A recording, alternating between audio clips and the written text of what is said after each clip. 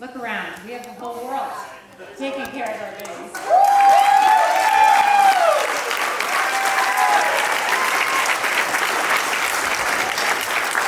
This week has been fun, crazy, a lot of work.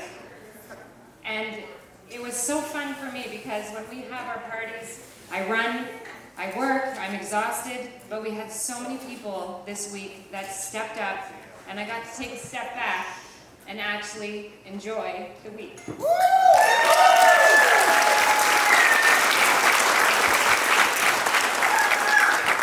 thank you to everybody that was here and everyone who's been along the journey for these two crazy kids. Hunter once said to me, "At what point did you know that I loved Eric?" And I said to her, "The day you were brave enough to bring him through my door."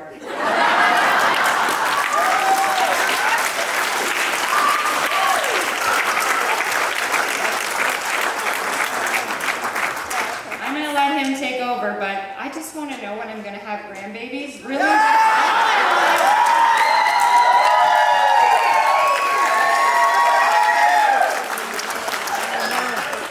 We're very excited to be part of the Probert family. We are all family now. We love you guys. This has been a fantastic journey with them, and we can't wait to see what the future holds.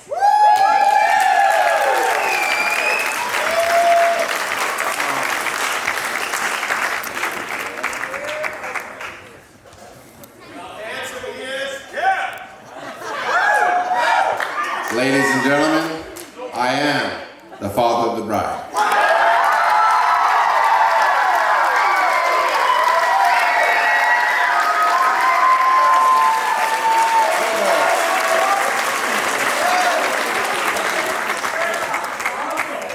I would like to start by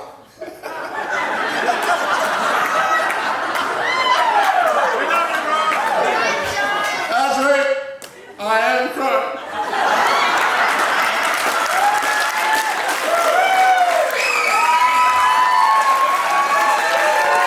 Thank you. I would like to start by congratulating the bride and groom, and I would also like you to raise your glass and a toast to Hunter and Eric. May they have 75 years of eternal happiness. Thank you.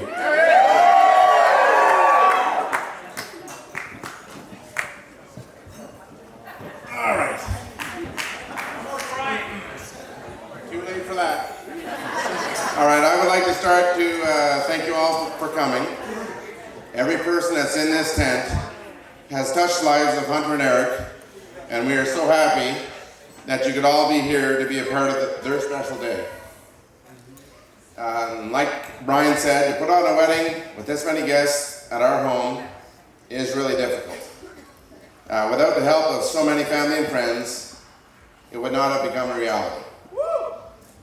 That's right. And so I would like to take this opportunity to thank all of those people who helped, and there were many. I can't name them all, so for those of you that helped, you know who you are. Thank you.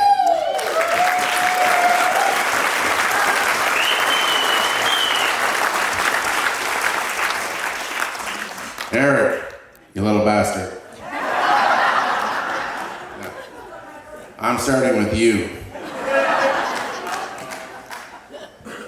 When you came to our house the first time, you were so nervous. Especially when you met Jenny. Right? But we have seen you grow into yourself over the last few years. The boy who came to introduce himself is gone now. In his place is a man.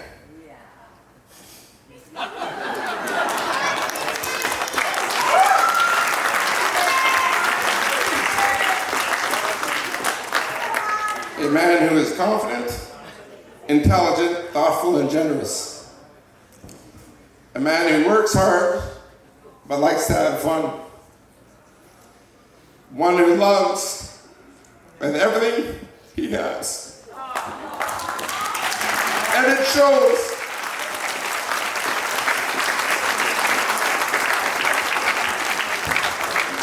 As a parent, you want to protect your child from anything that can cause them harm.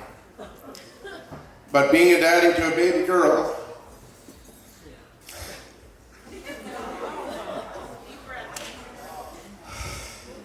multiplies that by an immeasurable amount. And knowing that Hunter has you by her side has given me an enormous amount of peace, as you have demonstrated to me that you are more than capable of keeping her safe.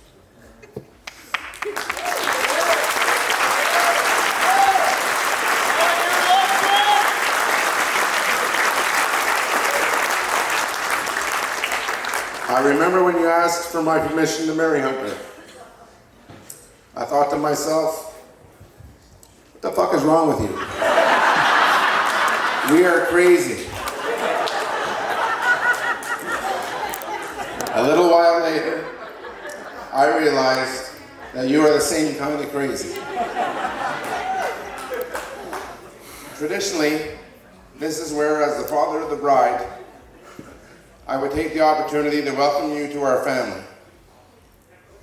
But you know you have been a member of our family for a long time already.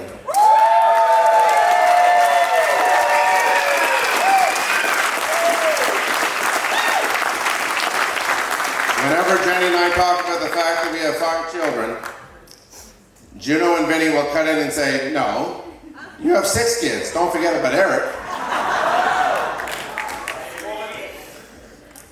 And it's true. We do feel as though you are one of us. And we are proud to have you as our son. Eric, we love you.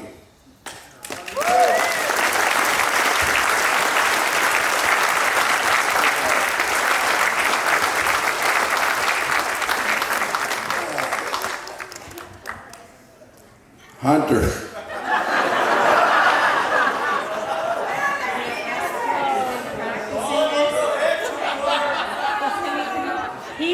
He's been practicing this for 2 weeks in the bathroom.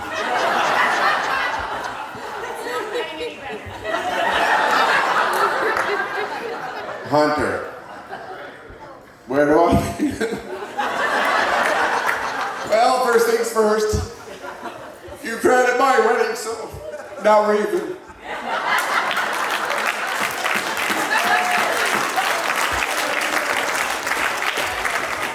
The most important thing I have to say today is the same thing I try to say to you every day.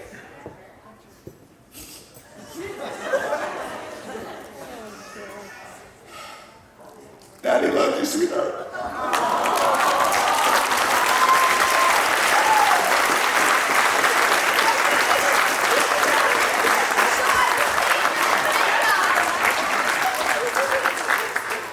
I remember the day you were born. I do too.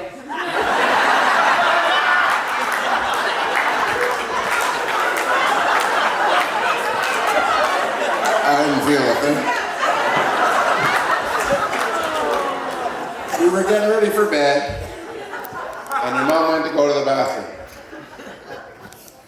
I heard her mutter some profanity, and then she came in and told me it was time to go. My heart started racing. I was petrified. Your mom and I had called home already. But he was over 6 months old. He was over 6 months old when I met him, and he just seemed so durable.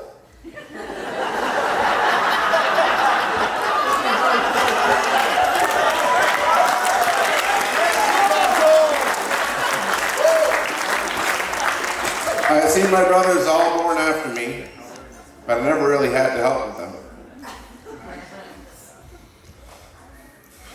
You were the first newborn I was ever responsible to care for, and I was clueless. We drove to the hospital, quickly I think.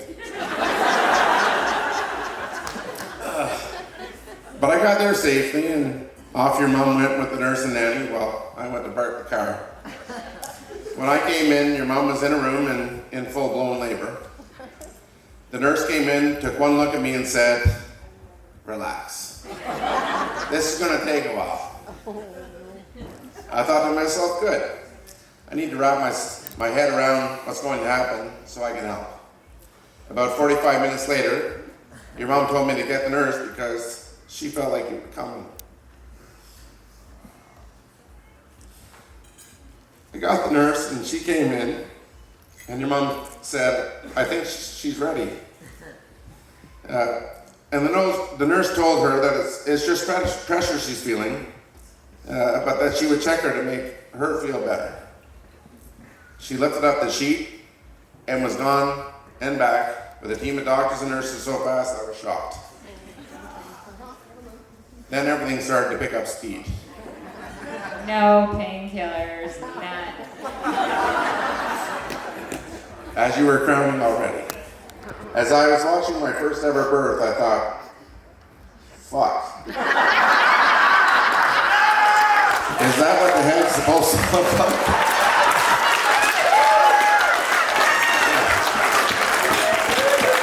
You had a dark head of hair, and I thought, I don't know, fuck, is that an alien? See picture at table 1. I didn't know what to do. Then, because you decided to come so quickly and your mom had no painkillers, she tried to push you back in. Yeah. The doctor looked up at Nanny and said, "Do you think you can hold her down?" Nanny's eyes lit up. She jumped up on the bed, held you down, saying, "It's for your own good, Nanny." Yeah. With the craziest smile I've ever seen. And then you came to us. And I was overcome with emotion. I know it's hard to believe. You were so tiny, so beautiful. I was blown away. You were really a simple baby. Not that kind of simple. She was no trouble at all. It wasn't until you started walking that you made life the ride it has become. You were always moving, exploring and curious. I remember when my Aunt Beverly had brought my Nanny Leeson over for a visit. You were just starting to walk and we were having tea. You pulled yourself up to the table and reached for the cup. Yeah. Instinctively, I tapped you on your hand and said no. You looked up at me and your eyes filled up with tears. Then you choked them back, but one teardrop fell down your cheek.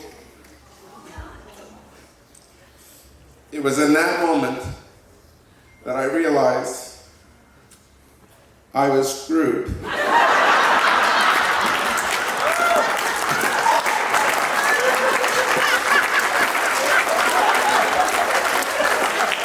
You owned me. I knew I could never discipline you. That your mother would have to be the bad cop. But it is not the only time you've had me on the edge of my seat. You decided one day that you were going to start playing hockey, as Paul said earlier. So we signed you up, but you wanted to play with the boys' team. Again, I was petrified. You were so little. She was really little. But like always, you were determined, like Dakota said. So you played and you kept getting better.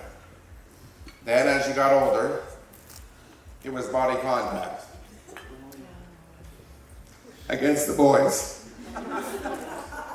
Oh, but you were so little. I thought to myself, What happens when the big boys hit her? Well, it did not take long to get an answer. Survey says,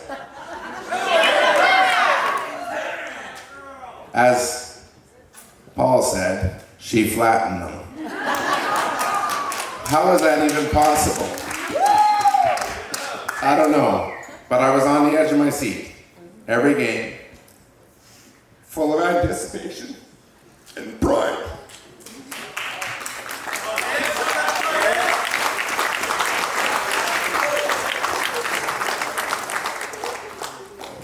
I have so many memories of times that we have shared. Do you remember when your mom and I decided to get you dirt bikes? We gave you a quick demo on them, and off you guys went, round and round the house. After you looked like you had it figured out, your mom and I went inside. 10 minutes later, Cole and Kiefer brought you to the door. I was petrified again. Is the bike okay, I said? All right, maybe not petrified, but I was on the edge of my seat. So we checked you out, got you back on the bike, and off you went. Right back into the same spot in the fence. Yeah, that happened. But you figured it out. I also remember helping you with your project on beavers. We took the bikes over to the quarry across the street. We took pictures and watched how they behaved. As you got older, the projects got harder. Like the house we built out of that weird cardboard styrofoam stuff. It took hours. I was so proud when we got an A. I did all the work. I never did my own homework, but damn it, I was getting an A.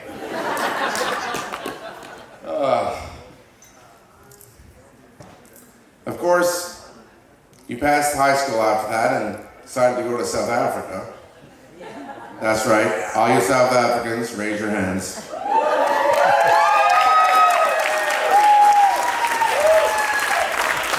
Again, petrified. What the hell did I do to make you want to constantly scare the shit out of me? Anyways, we decided to let you go. 28 days. That was the deal. Yeah, the South Africans are laughing because they know that was bullshit. 28 days. Now, while there, you decided you wanted to stay for 6 months and take a gap year before university. What the fuck is a gap year? Yep, petrified. But somehow, you convinced us and we agreed. How the fuck did that happen? You eventually made it back and did decide to go to school, thank God. Oh. That first trip down was devastating. When we were leaving, I was heartbroken.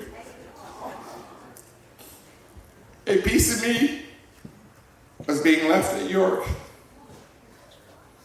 I tried so hard not to show emotion.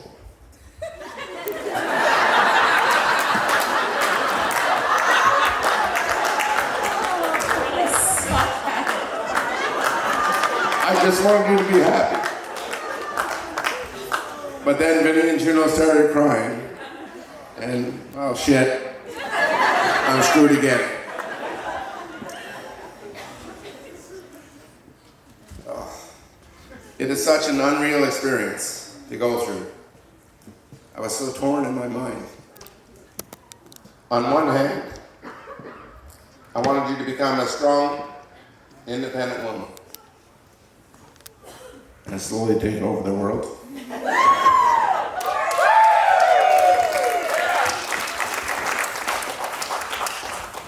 But on the other hand, you are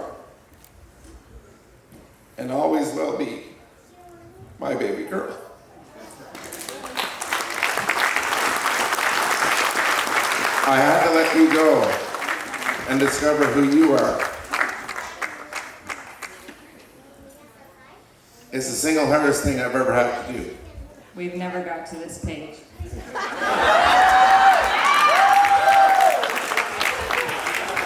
But once again, you did not disappoint. 4 years later, you graduated summa cum laude. Yes.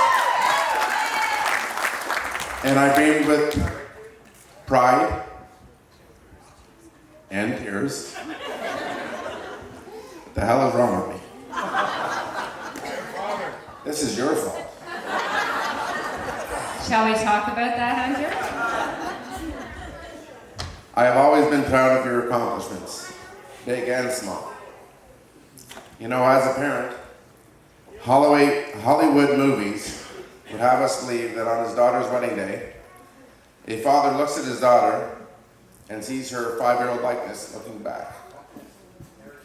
Well, that's not what I see. You are truly a remarkable woman.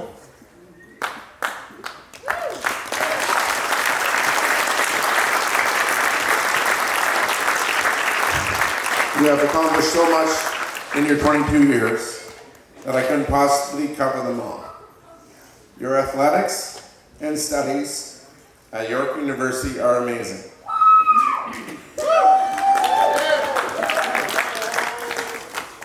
The places you have been to and the difference you have made in people's lives are inspiring. Yes, they are. But the one thing that makes me the most proud are the incredible people that you have met who have become a part of not just your life, but our families as well. Yeah.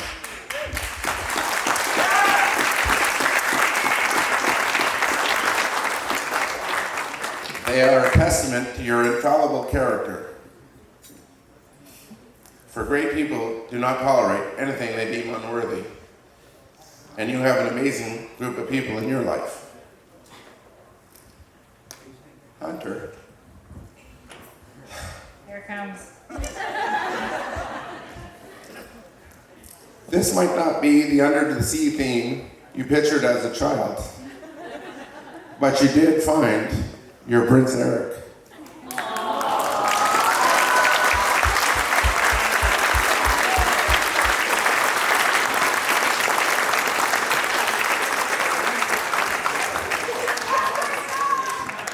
In closing, I would like to leave you with this.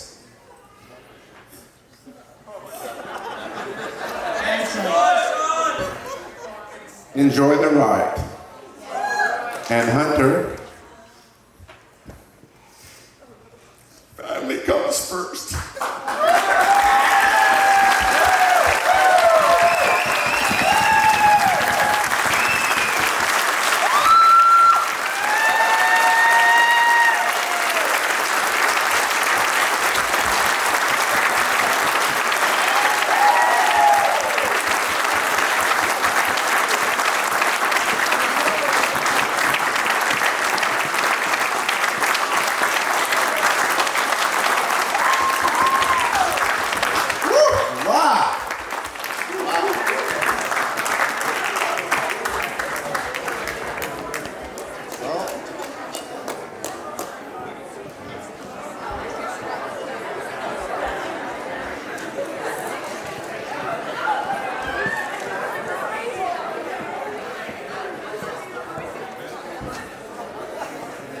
Wow, what an incredible speech. Thank you, Sean and Jenny.